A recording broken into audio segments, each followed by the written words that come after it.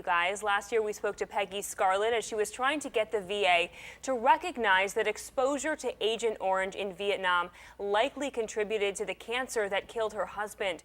And this Memorial Day, she shared some good news.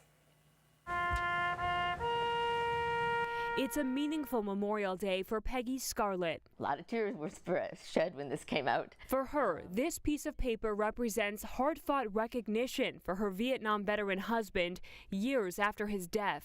Well, I think it's an honor. It's honoring him. John Scarlett was an Army captain deployed to Vietnam in 1969. In 2015, he lost his battle with glioblastoma, an aggressive brain cancer. That's when Peggy's fight began.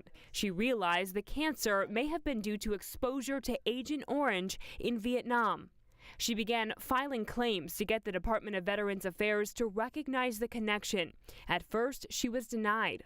I was very surprised. Last month, she says the VA began paying her benefits. Service connection for the cause of death is granted. And sent her this letter. The veteran's glioblastoma was due to Agent Orange exposure in Vietnam. For Peggy, it's a big step, but not a complete victory. She helps run a Facebook group which includes 430 other families of veterans with glioblastoma. They accept the responsibility.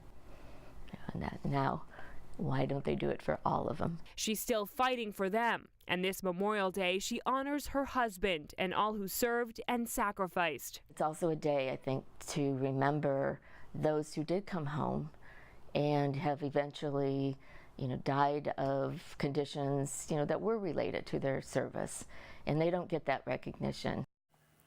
And Peggy says her ultimate goal is to get the VA to put this type of cancer, glioblastoma, on the list of diseases which are considered to be a direct result of Agent Orange exposure by the VA. And if that were to happen, these widows and these family members wouldn't have to cut through all this red tape to get benefits for their families. And we did reach out to the VA today. We have not heard back yet. It is a holiday, though. Previously, we did speak to the VA on this story when we aired it last year. A spokesperson told us the VA still studying Agent Orange and looking into the effect on different diseases. And Peggy's very much involved in that process. As you heard, she said she's fighting for all the other families. We'll see how her efforts correlate